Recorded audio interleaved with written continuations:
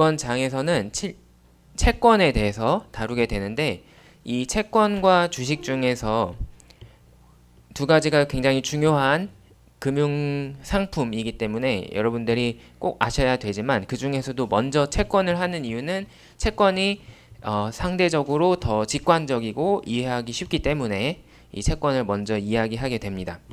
이 장에서는 크게 나눠서 첫 번째로는 채권의 특징에 대해서 이야기하고, 두 번째로는 채권의 가격에 대해서 나누어서 이야기를 하도록 하겠습니다. 근데 뭐 이 채권의 가격은 그렇게 어려울 게 없어요. 이제 이 다음 장에 주식의 가격이 조금 어렵고, 이 채권의 가격은 여러분들이 보면은 이해할 수 있는 수준이니까 이렇게 따라와 주시면 될 것 같습니다. 자, 일단 우리가 채권에 대해서 이야기를 하기 위해서는 증권이라는 것에 대해서 먼저 이해를 해야 됩니다. 이 증권이라는 것은 영어로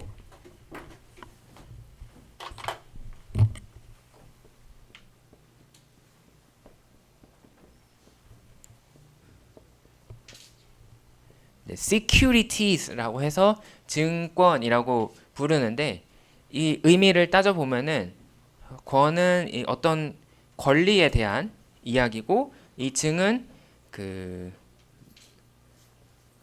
보증이 있다라는 의미라고 생각을 하면 되겠어요. 그래서 나의 권리에 대해서 보증을 해주는 거다, 이렇게 풀어서 생각을 할 수가 있고, 영어에서도 단수로 표현했을 때 security가 뭐냐면 안전하고 보안이 있고 그 뭔가 검증이 된 거잖아요. 이제 그거를 이제 복수로 썼기 때문에 그런 나의 권리에 대해서 보호해주는 것이다라는 의미를 가지고 있는 겁니다. 그러면 이 security라는 거는 뭐냐, 증권이라는 거는 뭐냐? 사실 본질적으로는 계약서입니다. 이제 그 계약이라는 것은 항상 둘 이상의 사람이 참여하는 것을 이제 우리는 그 둘 사이의 합의를 우리는 계약이라고 부르는데, 여기서의 그 둘은 누가 되냐면 일반적으로 기업 이제 혹은 이제 정부와 그리고 투자자 사이의 계약이 됩니다. 그래서 증권이라는 것은 뭐 여러분들이 어렵게 생각할 거 없이 이 기업이나 아니면 혹은 가끔 정부가 그 자신에 대한 투자자들과 합의한 내용을 정확하게 계약으로 법적인 보증을 받아서 만들어 놓은 것이라고 할 수가 있습니다. 자, 근데 이 증권의 특징은 굉장히 중요해요. 이 증권의 발명은 사실 인류 역사를 통틀어서 이제 역대 상위권에 들어간다라고 할 수 있을 정도로 굉장히 중요한 그런 발전이라고 할 수가 있습니다. 특히 이 증권에는 채권과 주식이 있는데, 여러분들이 쉽게 만날 수 있는 증권에는 크게 채권 그리고 다음 장에서 배울 주식이 있는데, 이 중에서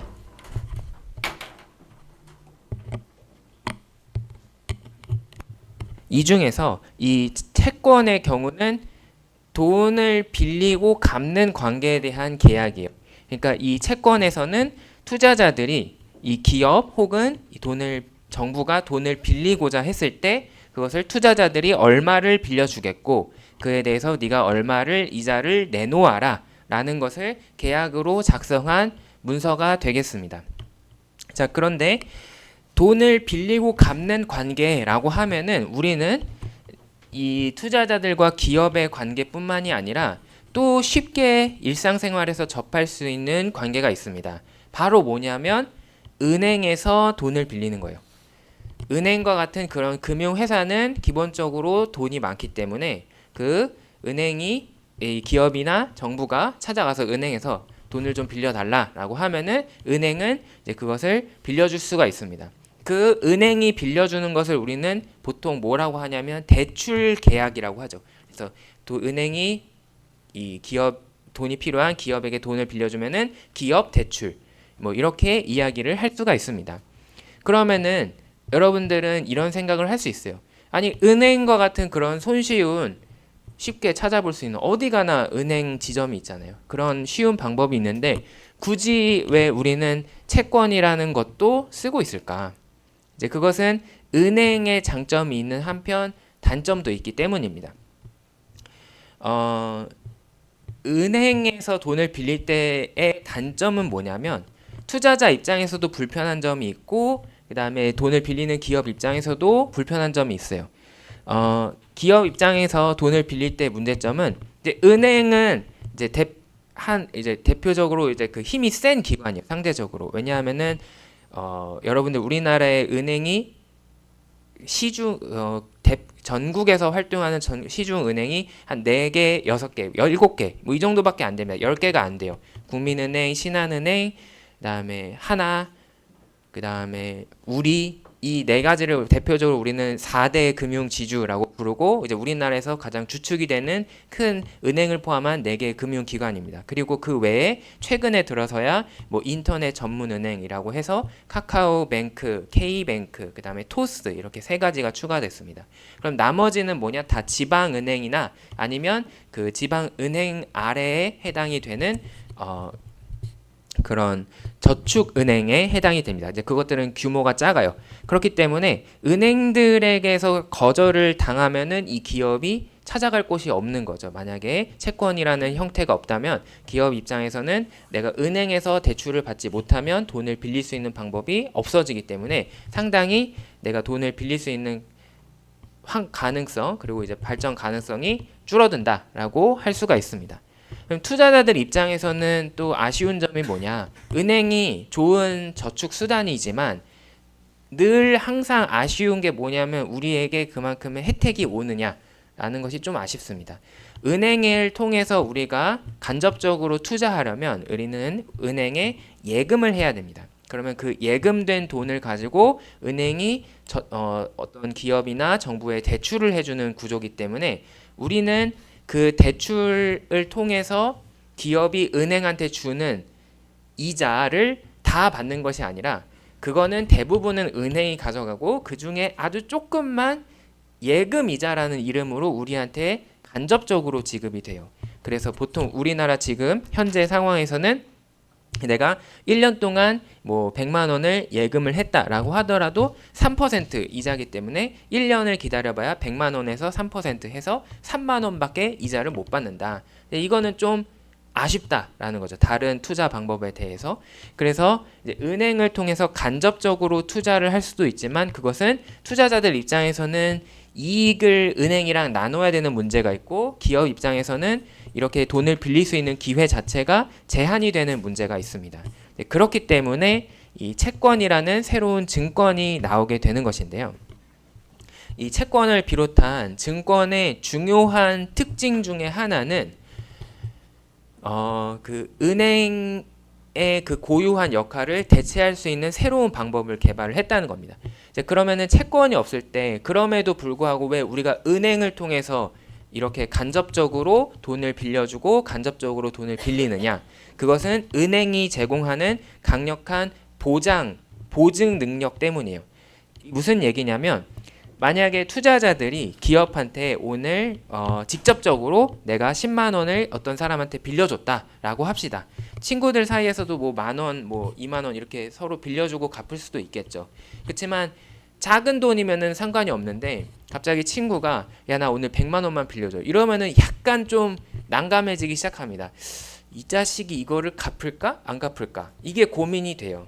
이제 그런데 우리가 은행을 통해서 간접적으로 투자하면 우리는 은행에게만 돈을 준 것이기 때문에 은행은 우리에게 반드시 돈을 주어야 될 의무가 존재하고 그래서 그 은행 기업한테서 돈을 받아내는 것, 이자와 원금을 받아내는 것은 은행의 책임이 됩니다.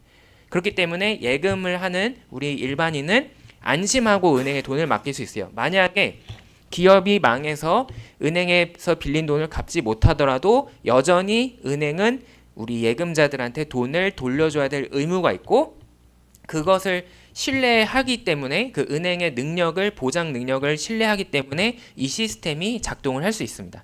그런데 만약에 은행이 없다면 직접적으로 내가 기업에게 돈을 빌려준다면 뭘 믿고 돈을 빌려줘? 라는 걱정을 할 수밖에 없어요. 그리고 또 한 가지 문제가 있습니다. 바로 내 돈이 영원히 묶여 있다라는 문제가 있어요. 내가 은행에 돈을 넣으면은 나는 사실 오늘 1년 동안 앞으로 정기 예금을 할 거예요 하고 돈을 넣었다고 하더라도 내일 내 마음이 바뀌면 그냥 예금 해지할게요 하면은 내 돈을 그냥 가져갈 수 있습니다. 물론 그 경우에는 이자를 못 받겠죠. 왜냐하면 약속한 만큼 기다려주지 않았으니까. 하지만 그래도 최소한 내가 쓰고 싶은 일이 생기면 이 돈을 해지를 해서 가져갈 수 있다. 이제 이게 은행에 예금을 했을 때의 아주 좋은 특징이에요.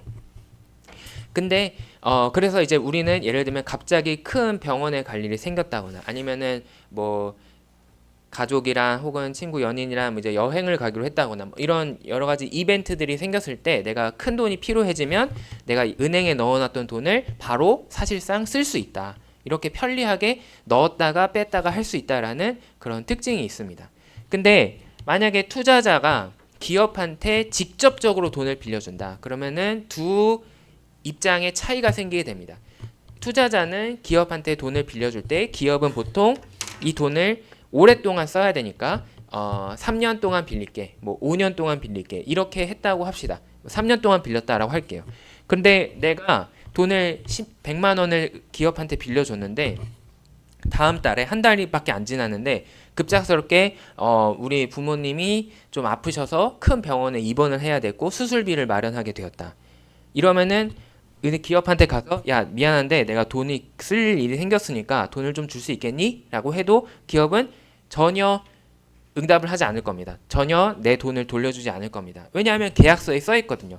기업은 나는 이것을 3년 동안 빌릴 것이다 라고 약속을 했는데 왜 이것을 네가 맘대로 다시 중간에 말을 바꾸느냐 이렇게 할 것이기 때문에 그것에 대해서 돌려주지 않아도 되는 그런 권리가 생기게 되는 거예요. 그러면은 투자자 입장에서는 거꾸로 그런 걱정을 하게 됩니다. 빌려주기 전부터 이거 빌려줬다가 3년 아니면 5년 빌려줬다가 중간에 내가 갑자기 돈 쓸 일이 크게 생기면 어떡하지? 이 걱정이 있기 때문에 돈을 빌려주기가 쉽지가 않게 되는 거죠. 그러면은 이 문제를 어떻게 해결을 할 수 있느냐? 증권에는 일반적으로 빌려준 사람의 이름은 쓰여 있지 않아요. 근데 빌려간 사람의 이름은 명시가 되어 있습니다.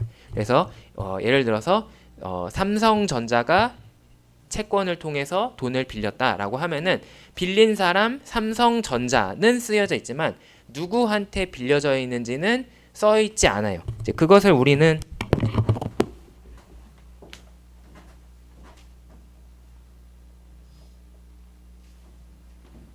무기명 이렇게 이야기하는데 이름을 적어놓지 않았다라는 거죠.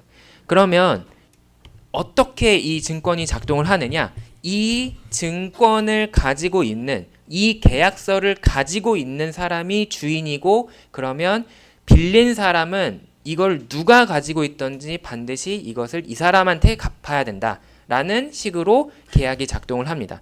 그러니까 빌려준 사람이 최초에 누구였는지 혹은 지금은 이것을 누가 가지고 있는지는 중요하지 않아요. 다만 빌린 회사, 기업은 반드시 이걸 가지고 있는 사람한테 약속된 이자와 원금을 갚아야 된다라는 논리만 남게 되는 거예요. 자, 그러면 이것이 어떤 혜택을 주느냐? 우리에게 거래를 가능하게 해줍니다.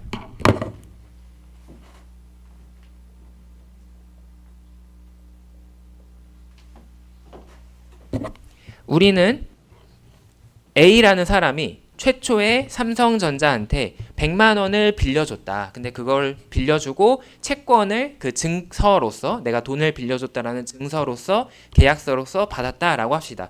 근데 뭐 2달 지났는데 A라는 사람이 나 갑자기 좀 병원 갈 일이 생겼어라고 해서 돈이 필요하다.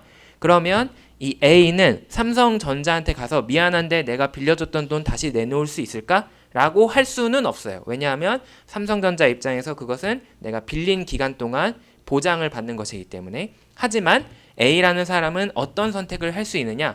B라는 또 다른 사람한테 내가 가진 이 채권이라는 증서를 팔 수가 있습니다. 이렇게 증서 자체를 거래함으로써 A는 B로부터 돈을 받고 B는 증권을 넘겨받을 수 있어요. 그렇게 되면은 사실상 A의 입장에서는 어떤 일을 한 거냐면 삼성전자한테 내가 돈을 빌려준 것은 사실이지만 이제 돈을 빌려준 사람이 내가 아니라 저 B라는 사람인 것으로 치자라고 할 수가 있다는 겁니다. 그리고 나는 그 중간에 돈이 쓸 필요가 생긴 것에 대해서 중간에 돈을 마련할 수 있는 수단이 생긴 거죠. 이렇기 때문에 나는 안심하고 내가 혹시 나중에 돈이 필요해지면 어떡하지? 라는 걱정을 하지 않고서도 기업에게 돈을 빌려줄 수 있게 된 것입니다. 그리고 B의 입장에서도 상당히 유용해요. 처음에 삼성전자가 돈을 빌릴 거예요.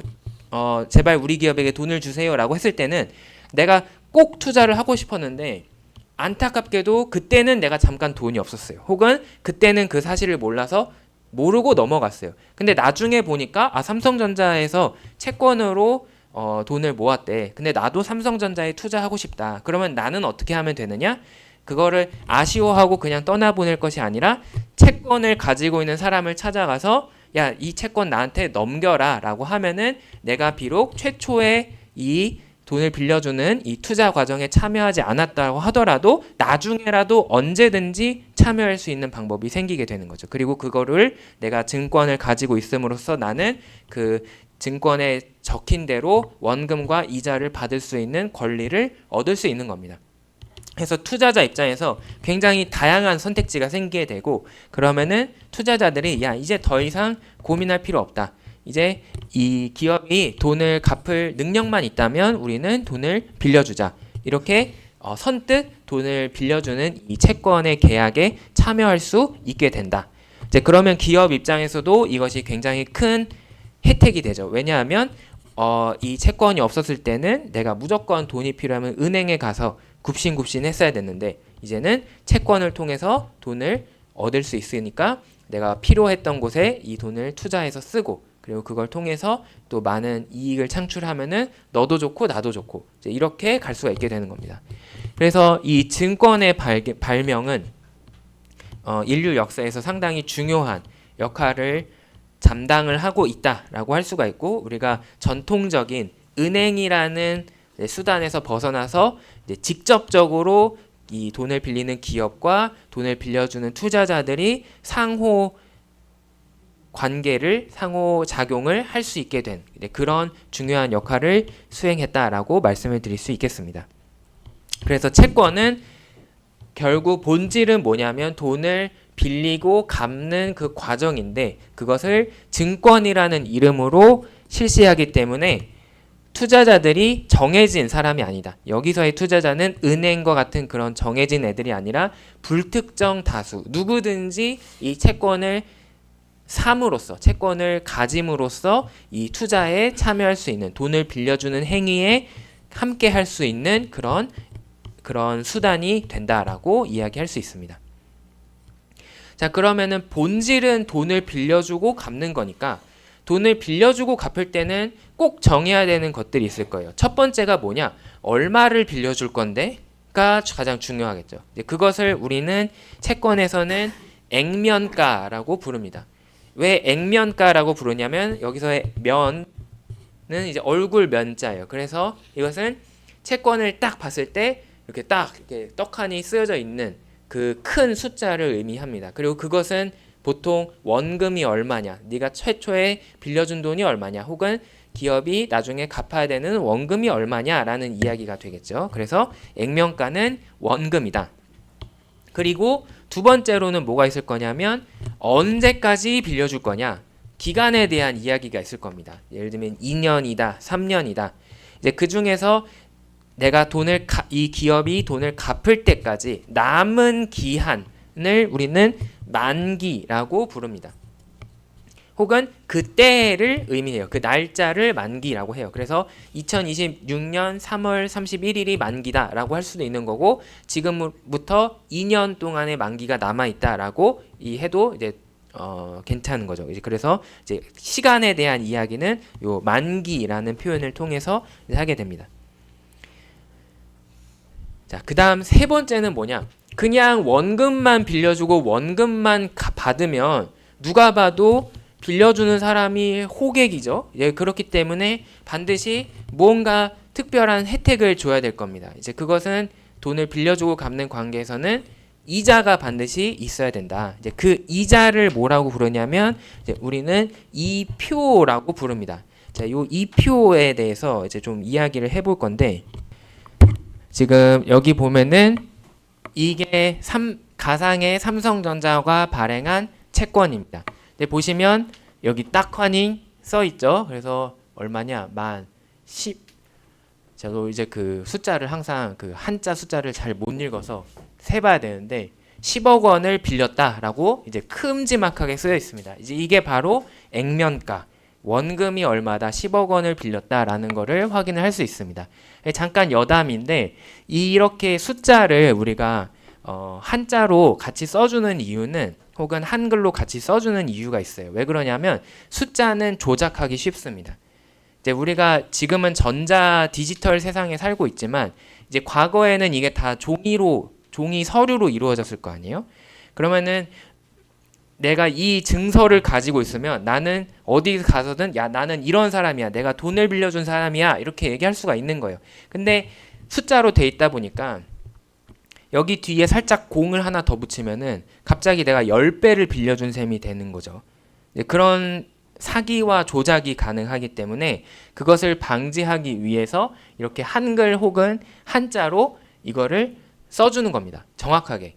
그래서 이것을 조작하기 힘들게 만들어주는 거예요. 근데 또 거기서의 문제가 뭐냐면 한자로 썼을 때 1, 2, 3, 4 요 한자들 보면은 굉장히 간단하죠. 1은 이렇게 한일자, 그 다음에 2는 요렇게, 그 다음에 십자는 요렇게 이렇게 돼 있잖아요. 근데 그러면은 또 뭘 하냐면 거기에 살짝 몇 개의 획을 덧대면은 다른 한자처럼 만들 수가 있다라는 문제가 있어요.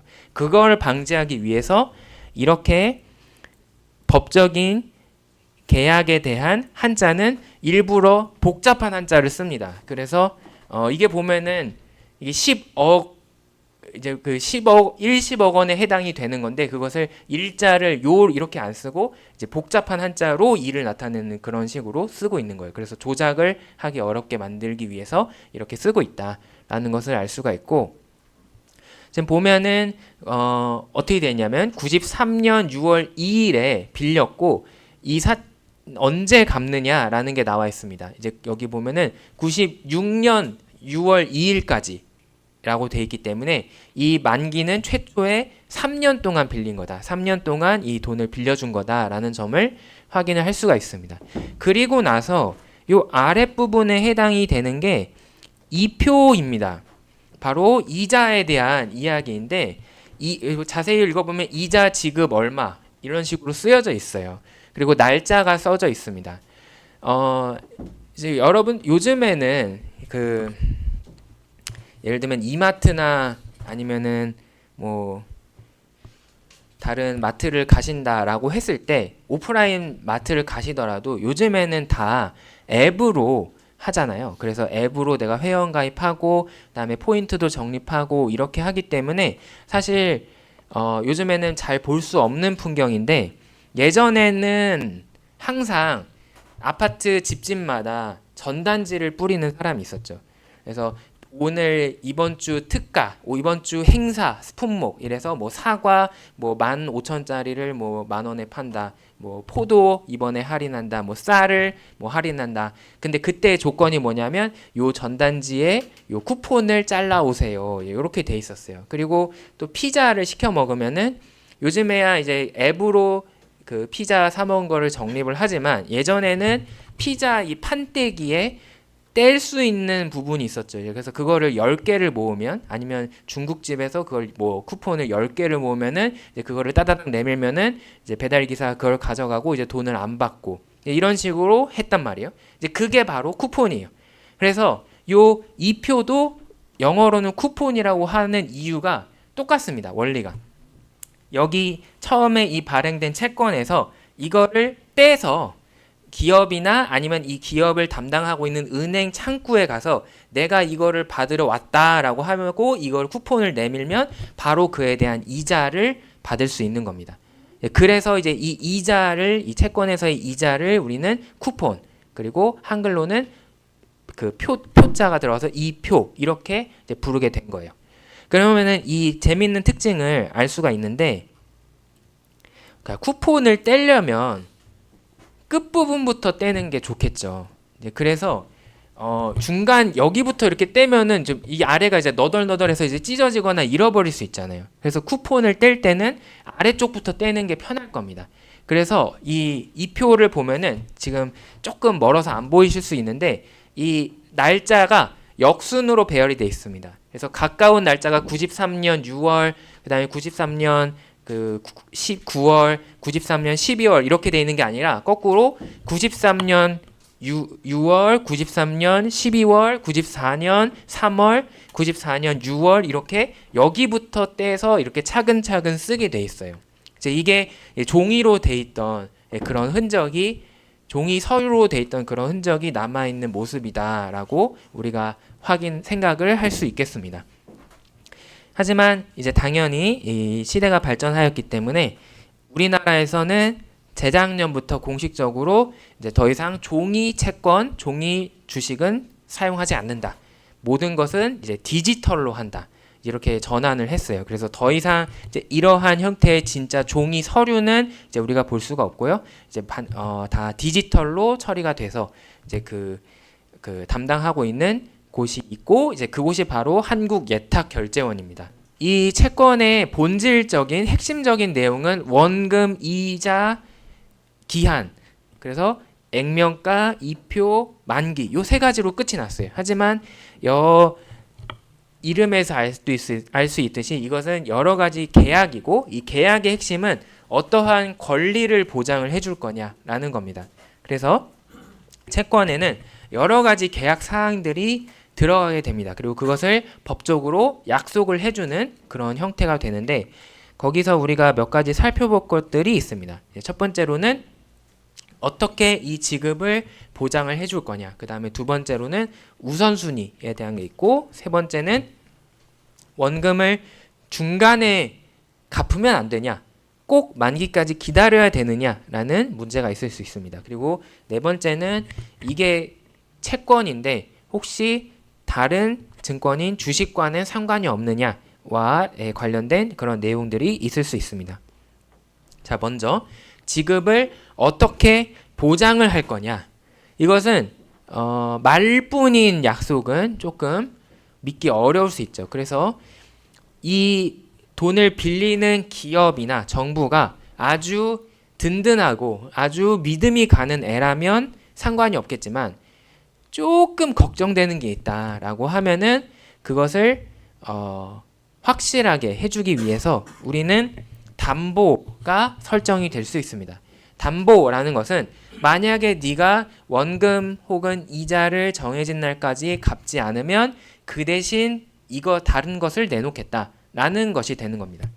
그리고 그 중에서 특별히 우리가 저당 혹은 몰기지라고 부르는 게 있는데 이것은 꼭 채권에만 해당이 되는 것은 아니고 좀 일반적으로 쓸 수 있는 그런 내용이 됩니다. 몰기지라는 것은 특히 이 담보 중에서 부동산과 관련된 그러니까 땅 혹은 건물을 이 담보로 사용을 했을 때 우리가 그것을 몰기지라고 부릅니다. 그래서 우리가 은행에서 집을 사려고 할 때 돈을 빌리면은 우리는 그것을 주택담보대출이라고 불러요. 이 주택담보대출은 무슨 뜻이냐면 내가 돈을 빌릴 때 내가 가진 주택을 이 담보로 저당으로 제공을 한다라는 뜻입니다. 그래서 만약에 내가 돈을 안 갚으면 우리 집을 은행이 가져가겠다라는 뜻이 되는 거예요. 이제 이런 금융 상품을 영어로 한마디로 몰기지라고 합니다. 그래서 모기지 자체에 이런 주택담보대출 혹은 이 주택이나 부동산을 담보로 하는 그런 금융 상품이라는 뜻을 가지고 있다. 다음 두 번째는 우선순위인데 기업의 경우 한 번만 돈을 빌리는 것이 아니거든요. 예를 들면은 은행에서도 얼마를 빌리고 은행에서 10억 원 빌리고 채권을 통해서 20억 원 빌리고 이랬다라고 하면은 뭐 이 기업이 잘 되면 문제가 없어요. 기업이 잘 돼서 은행한테도 10억의 이자 갚고 채권자들 이 채권을 가지고 있는 사람들한테도 20억 원의 이자 해서 갚고 이러면은 상관이 없는데 이제 애매한 경우가 있을 수 있어요. 예를 들면은 지금 미안한데 우리가 둘 다 갚아야 되는데 15억 원밖에 없네. 이제 이러면 누구 돈을 먼저 갚을 것이냐. 이게 우선순위에 해당이 됩니다. 그래서 그 경우에 은행 대출이 우선순위가 높느냐 아니면 채권의 우선순위가 높느냐에 따라서 이제 누구한테 먼저 돈을 갚는지가 결정이 될 겁니다. 이제 이러한 것도 미리 사전에 이렇게 돈을 빌릴 때 정해놔야지 뒤탈이 없겠죠. 그때 가서 말이 바뀌면 안 되니까. 그래서 주로 선순위라는 말을 쓰는 것은 먼저 갚는 돈이기 때문에 더 안전한 거예요. 어떤 채권이 선순위다라는 것은 다른 사람들 돈보다 이 채권을 가진 사람한테 돈을 먼저 갚을 것이니까 안심해도 된다라는 뜻이 되고, 반대로 후순위라는 것은 상대적으로 다른 사람들의 돈을 먼저 갚고 그 나중에 돈이 남으면 네 거를 갚을 거다라는 뜻이기 때문에 더 위험하다라는 뜻을 가지고 있게 됩니다. 그 다음은 이거를 꼭 3년 동안 빌렸으면 3년 동안 유지를 해야 돼?에 대한 문제가 되겠습니다. 그때 이제 그러니까 조기 상환이라고 할 수가 있어요. 이제 미리 돈을 갚는 것. 근데 여기에는 그 미리 돈을 갚아서 이 계약을 끝내고 싶은 사람이 누구냐에 따라서 두 가지 다른 이름이 존재합니다. 지금 두 집단이 있죠. 기업도 있고 투자자들도 있어요. 기업이 우리가 지금 생각보다 여윳돈이 많아졌어. 그래서 네 돈 갚을게 라고 할 수도 있어요. 이것을 우리는 조기 상환권이라는 이름으로 부릅니다. 조기 상환을 할 수 있는 권리라는 것이죠. 근데 반면에 투자자 입장에서 내가 사실 3년 기다려 보려고 했는데 너 꼬라지를 보니까 안 되겠다. 지금 갚아 라고 하는 경우가 있을 수 있는데 그것은 조기 상환을 시킬 수 있는 권리죠. 이제 그래서 그것을 우리는 조기 상환 청구권이라는 이름으로 부릅니다.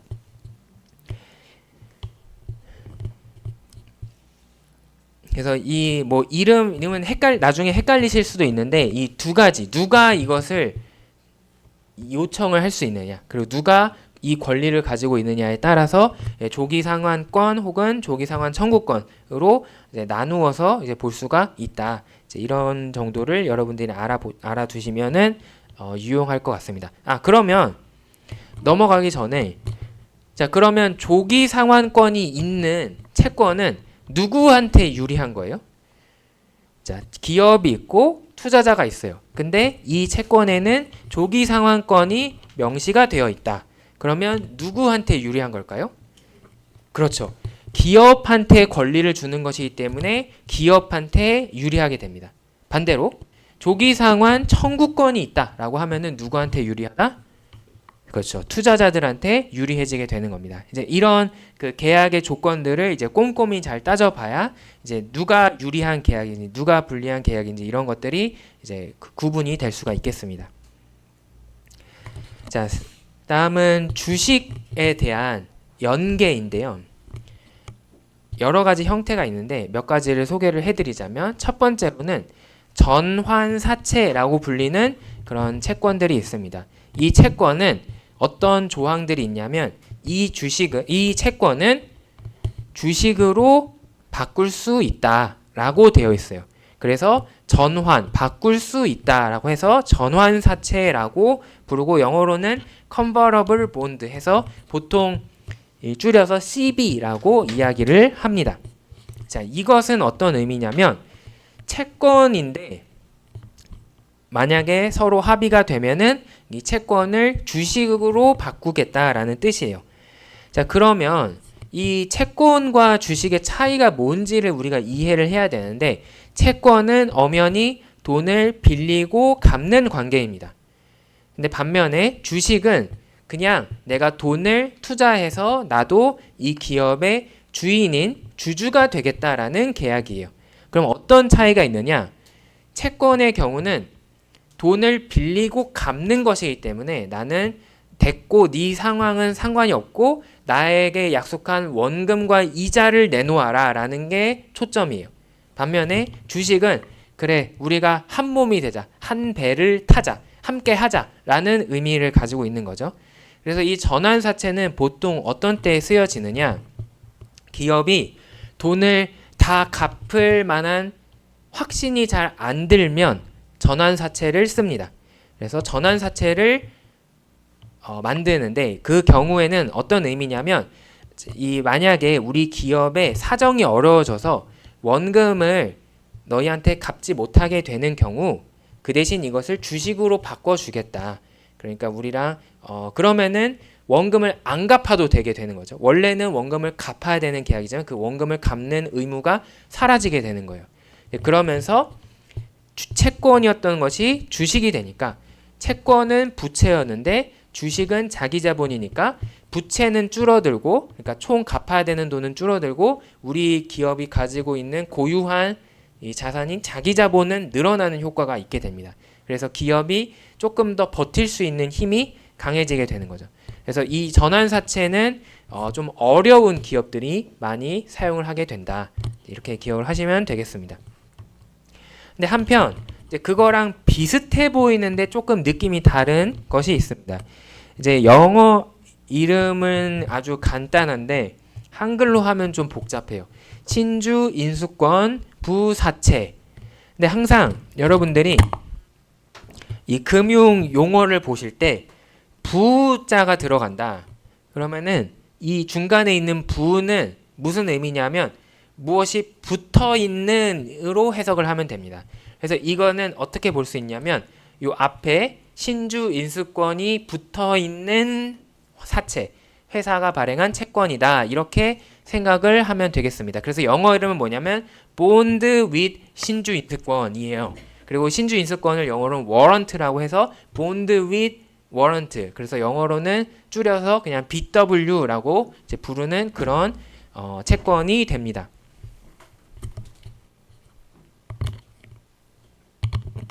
자, 이 신주 인수권부 사채는 어떤 의미냐?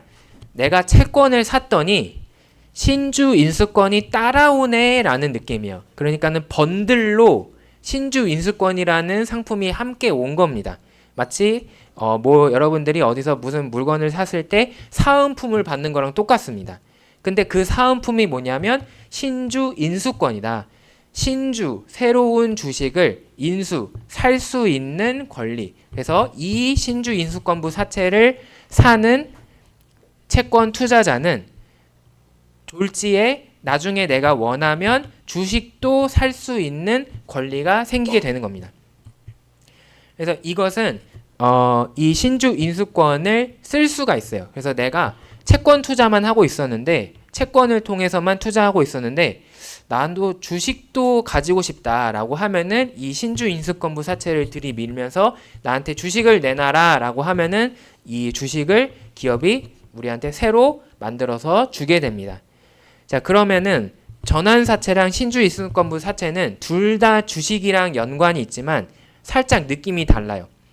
전환사채는 채권 그 자체가 주식이 되는 거예요. 채권은 없어지고 주식이 생겨납니다.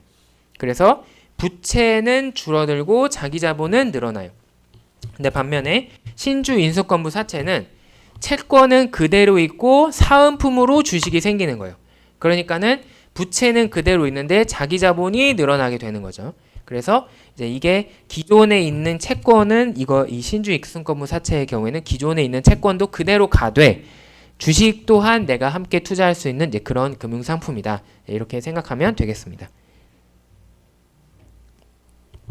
이제 지금까지 소개해드린 것 외에도 이 채권에는 여러 가지 제약사항이 들어갈 수가 있습니다. 이제 계약이다 보니까 사실 계약이라는 것은 법에서 계약에 대해서는 이렇게 얘기를 해요. 일반적으로 어떤 사람들 사이에서 계약이 일어나는 것은 그것이 사회의 미풍양속을 해치지 않는 것이라면 최대한 존중을 한다.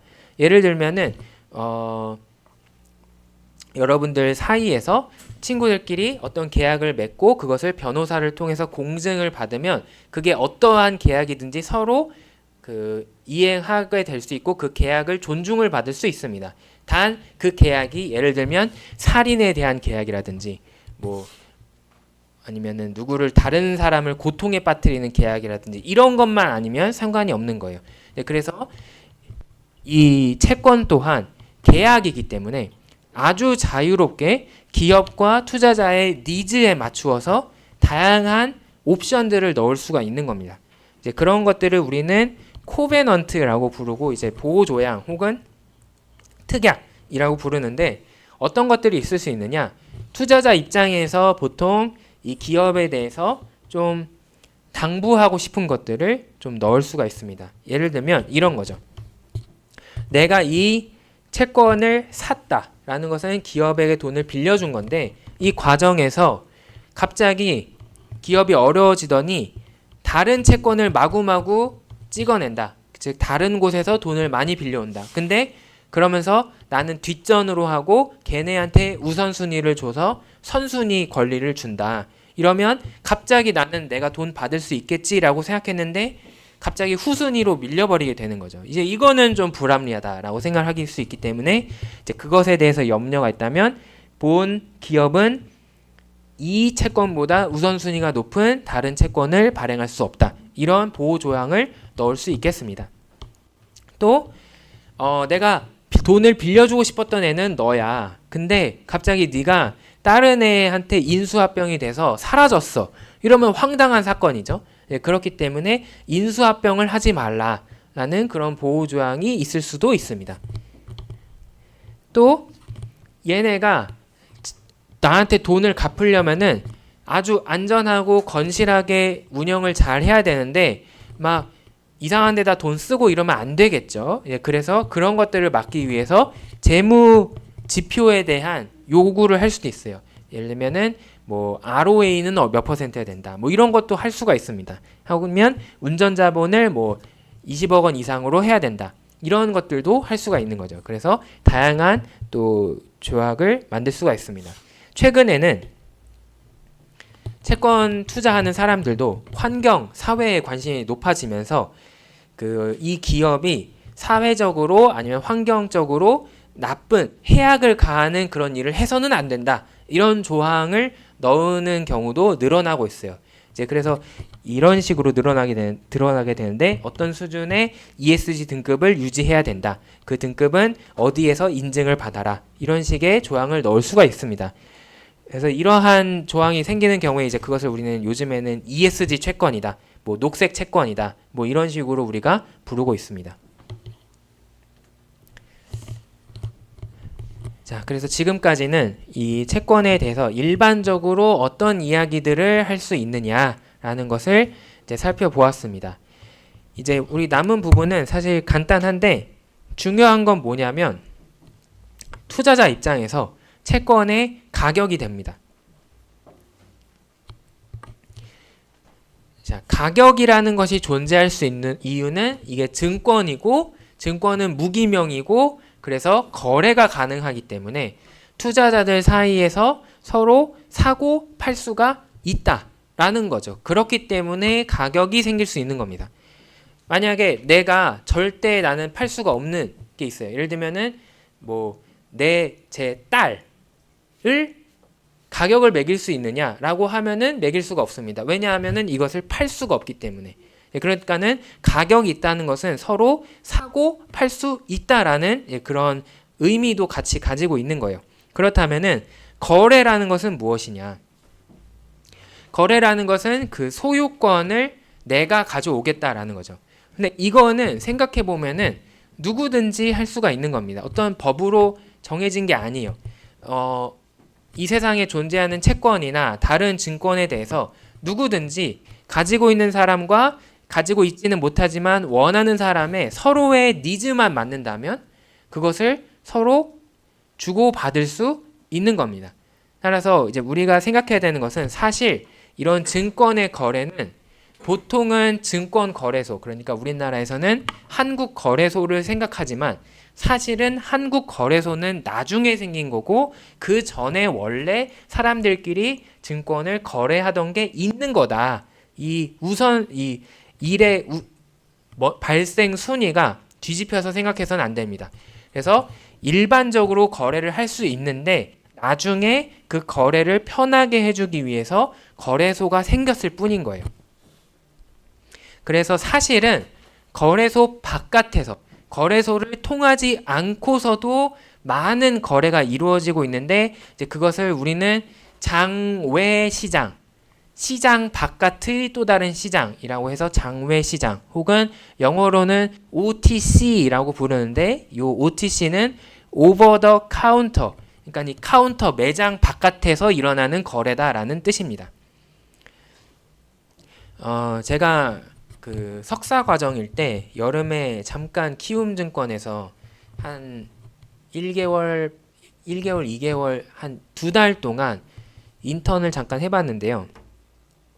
그때 이제 제가 배정이 된 팀이 이 키움증권 자체의 자금을 투자하는 곳이었고 그 중에서도 채권팀에 인턴으로 갔습니다. 그래서 뽑아달라는 거 뽑아드리고 인쇄하고 스테이플러 하고 이런 짓만 했는데 그때 이제 본 재미있는 점이 채권을 거래하시는 분들은 주식이랑은 완전히 달라요. 주식은 보통 우리가 증권사 앱이나 프로그램을 통해서 많이 하잖아요. 근데 채권의 거래는 그렇게 하는 경우가 사실은 거의 없고 이런 실제 이 금융업에서 일하시는 분들이 채권을 거래할 때는 지금으로 따지면은 카톡으로 합니다. 그 당시에는 이제 좀 여러분들 윗세대이기 때문에 그 MSN 메신저라고 있었어요. 이제 마이크로소프트에서 만든 이제 그런 메신저가 그 전 세계에서 많이 활용이 되고 있었는데 이제 그 어떻게 채권 트레이더들이 거래를 하냐면 그 친추를 다 이제 해놨습니다. MSN 메신저 안에 서로 이제 얘 채권 좀 하는 애야라고 하면은 서로 이제 그 명함을 교환하면서 그 친추를 해놓습니다. 그랬다가 내가 이 어떤 채권을 사고 싶다 혹은 팔고 싶다라고 하면은 걔네한테 일일이 물어보는 거예요. 그래서 야 우리 이런 뭐 삼성전자 채권 있는데 너 살래? 아니면은 너 삼성전자 채권 있냐? 아니면은 뭐 우리나라 정부가 발행한 국채가 있니? 아니면은 뭐 우리나라 한국은행이 발행한 통화안정채라는 게 있거든요. 그런 채권 통한채 가지고 있냐? 이거를 물어보는 거죠. 그래서 있다 혹은 팔 마음이 있다 아니면은 필요하다라고 하면은 그때 그러면 가격은 얼마로 할까? 이 정도 콜? 아니 별론데? 이렇게 하면서 카톡으로 그 메시지로 협상을 하는 거죠. 이렇게 이루어졌습니다. 근데 그거보다 더 전에는 어땠을까? 생각해 보면은 여러분들이 그것 또한 메신저나 이런 컴퓨터가 발달하고 생긴 거잖아요. 그러니까는 채권의 역사는 더 오래되었기 때문에 그 전에는 전화 아니면 팩스로 했을 거예요. 이제 그래서 이제 실제로는 그런 트레이더들이 뭐 증권사 시스템이나 아니면은 거래소의 시스템을 쓰는 게 아니라 그렇게 일일이 인간 네트워크를 통해서 인적 네트워크를 통해서 실제로는 거래들을 더 많이 하고 있다. 그게 오히려 더 많은 부분을 차지하고 이 현실 경제에 더 많은 영향을 미치는 부분이다라는 것을 이제 알았으면 좋겠습니다. 근데 한국 거래소도 생겼기 때문에 이제 거래소에서 거래를 할 때의 장점은 뭐냐면 비교 분석이 쉽다라는 거죠. 이제 무슨 얘기냐면은 지금 요즘에 그 핫한 앱 중에 하나가 뭐냐면 당근 앱이잖아요. 당근 마켓. 그래서 여러분들이 중고 물품을 사고 팔 때 당근 앱에 올리고 거기서 그 컨택을 하고 이렇게 쉽게 할 수 있습니다. 근데 그렇게 하면은 장점이 뭐냐면 이 앱 상에서 비슷한 물건에 대한 가격을 비교를 할 수 있어요. 그게 사는 사람 입장에서도 도움이 되고 파는 사람 입장에서도 도움이 됩니다. 뭐 예를 들면은 저희 집에선 보통 그 중고 물품을 많이 사지는 않는데요. 팔 때 많이 쓰거든요. 예를 들면은 이제 저희 애가 이제 벌써 2돌이 넘었기 때문에 첫 돌 때 썼던 그런 물품들 이제 그게 이제 필요가 없어지니까 그거를 판다라고 하면은 이제 제 와이프가 그거를 당근 앱을 켜서 이 물건은 예를 들면 2만 원에 보통 거래가 되는구나. 이거를 확인을 하고 그러면 우리는 빨리 팔리면 좋으니까 한 19,000원에 올릴까? 이렇게 사용을 합니다. 그러니까 이렇게 어떤 플랫폼이 생긴다, 시스템이 생긴다라는 것의 장점은 서로 비슷한 것에 대해서 비교 분석을 하기가 쉬워진다라는 거죠. 근데 만약에 오버 더 카운터, 요 장외 시장에서 거래소가 없는 걸로 이제 서로 직접적으로 물물 교환을 한다라고 하면은 가격이나 이런 것에 대해서 내가 전문성이 없으면 호구가 될 수 있는 가능성이 매우 크겠죠. 그러니까 이거는 전문적인 사람들이나 익숙한 사람들이나 할 수가 있는 거예요. 근데 반면에 채권을 거래하고 싶은 일반인 입장에서는 이런 안전한 시스템이 생기면 내가 야, 이 가격 맞아? 이렇게 확인을 할 수가 있고 그걸 통해서 안심하고 거래에 참여를 할 수가 있기 때문에 이제 그런 거래소의 역할이 존재를 하는 겁니다. 그래서 한국거래소에서 지금 채권 거래를 활성화를 시키기 위해서 이렇게 정보 데이터 시스템을 가동을 하고 있습니다. 자, 여기 보면은 주식뿐만이 아니라 다양한 상품에 대해서 거래 데이터가 있는데 이제 오늘은 요거를 보여드리면서 마치고 싶은데요. 여기 보면은 전 종목 시세 해서 이제 국채, 일반 채권 뭐 이렇게 나와져 있습니다. 제가 중간중간에 언급을 하긴 했지만 국채라는 것은 국가가 발행한 채권, 그러니까 빌리는 사람이 우리나라 정부 아니면 미국 정부 아니면 어느 나라 정부인 경우에 우리는 그것을 국채라고 부릅니다. 반면에 사채라는 것은 회사가 발행한 채권에서 사채예요. 그래서 회사채, 그걸 더 줄이다 보니까 사채라고 부르는 것이고 그것은 빌리는 사람이 기업이다라는 뜻입니다. 그래서 여러분들이 용어에서 혼동이 있을 수 있는데 그냥 이제 이 뉴스에서 사채라는 말을 쓸 때 두 가지 의미가 있는 거예요. 첫 번째는 회사가 발행한 채권 해서 회사채를 뜻하는 경우가 있고 두 번째는 여기 이제 어깨에 이제 문신하신 분들이 좀 무섭게 돈을 걷는 그 사채가 있는 거예요. 그래서 이제 그거를 구분을 하셔야 됩니다. 어떤 사채냐 구분을 하셔야 되고 지금 여기에는 국채가 이제 많이 있습니다. 우리나라에서 회사채, 우리나라뿐만 아니라 대부분의 나라에서 회사의 채권은 주로 거래소 밖에서 많이 장외 시장에서 더 많이 거래가 되고 거래소 안에서 거래가 되는 회사의 채권은 뭐 삼성전자 이런 아주 소수의 대기업, 우량 기업들만 거래가 됩니다. 상식적으로 그렇겠죠. 그래서 국채가 훨씬 더 거래소 안에서 거래가 많이 되기 때문에 아예 국채를 이제 구분을 해서 묶어 놓은 거예요.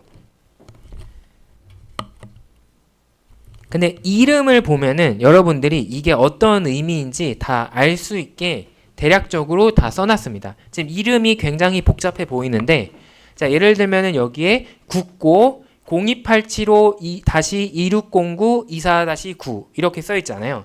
근데 이게 의미가 하나하나 다 있습니다. 첫 번째, 국고는 국가의 그 자금으로 하는, 그러니까는 국채다라는 것을 나타내는 용어고 02875는 왜 붙었느냐? 이 채권의 이표, 이자율이 2.875이기 때문에 02875가 붙게 돼요. 예를 들어서 요 아래 거는 03250이죠. 이거는 무슨 뜻이냐면 이 채권의 이자율은 3.25%를 주는 채권이다 라는 뜻입니다. 그 다음에 2609는 만기를 뜻하는 거예요. 이거는 26년 9월에 만기가 되는 채권이다 라는 것을 이름에 그대로 넣어놨고 24-9는 24년도에 9번째로 이 우리나라가 발행한 채권이다 라는 뜻입니다. 그래서 요 이름을 보면은 디테일을 보지 않더라도 대략적으로 이게 무슨 채권이구나 라는 것을 파악할 수 있도록 일목요연하게 이 체계가 잡혀 있다라는 것을 확인을 할 수가 있습니다.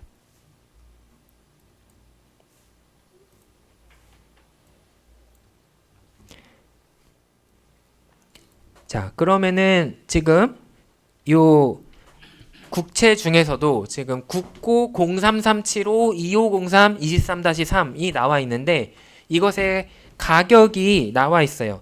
이제 우리나라에서는 이 채권을 10,000원 단위 원금으로 쪼개서 사고 팝니다.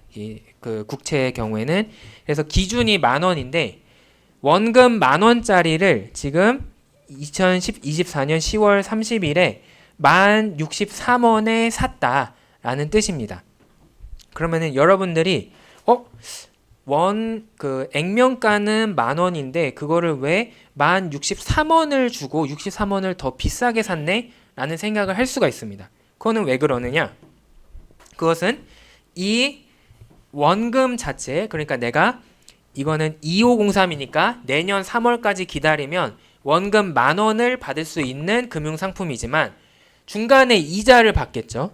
그렇기 때문에 그 이자에 대한 혜택도 고려하면은 내가 10,000원보다 비싸게 살 수 있다라는 뜻입니다. 그래서 가격이 액면가와 다르다라는 점을 여러분들이 생각을 할 수가 있고, 여기 나오는 수익률이 있는데 이 수익률은 어떤 의미냐면 네가 오늘 이 1063원에 액면가 10,000원짜리 이 채권을 사고 25년 3월까지 기다리면은 사실상 너는 2.9% 이익을 볼 수 있다라는, 이자와 원금을 모두 고려한 너의 수익률이 몇 %냐라는 것을 나타내는 지표입니다. 이제 이게 굉장히 중요한데요. 이거를 이제 우리는 정확하게는 만기 수익률이라고 부릅니다. 그리고 이 만기 수익률이 우리가 이 채권을 이야기하면서 꼭 나와야 되는 이야기가 되겠습니다. 이 만기 수익률은 내가 이 채권을 오늘 샀을 때 만기까지 기다리면 얼마의 수익을 얻느냐라는 의미인데, 그것은 어떻게 계산이 되냐면 이렇게 계산이 됩니다. 여러분들이 지금까지 배웠던 화폐의 시간 가치 그리고 이어지는 연금 공식을 적용해서 이 만기 수익률을 구하는 거예요. 그러니까 이 한국거래소에서는 이 만기 수익률을 여러분들을 위해서 구해준 건데, 오늘의 가격을 현재 가치라고 놓았을 때 그 현재 가치는 무엇이 돼야 되느냐?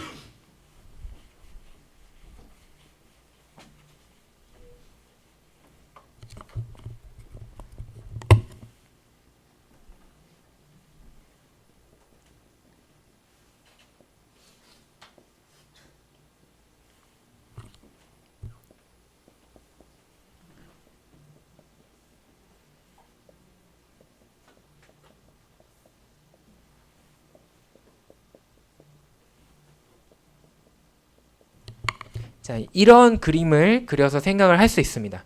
자, 여러분들이 많이 헷갈려 하시는 게 뭐냐면 어떤 채권의 가격에 대해서 생각할 때 오늘 내가 이 채권을 사고 팔 수 있다는 것은 사실은 그 채권이 발행된, 채권이 만들어진 날은 그 이전에 이미 과거에 일어났다라는 것을 잊어버려서는 안 됩니다. 그러니까 오늘 발행된 게 아니고 예전에 이미 발행이 됐는데 나는 중간에 그것을 사고 파는 거예요.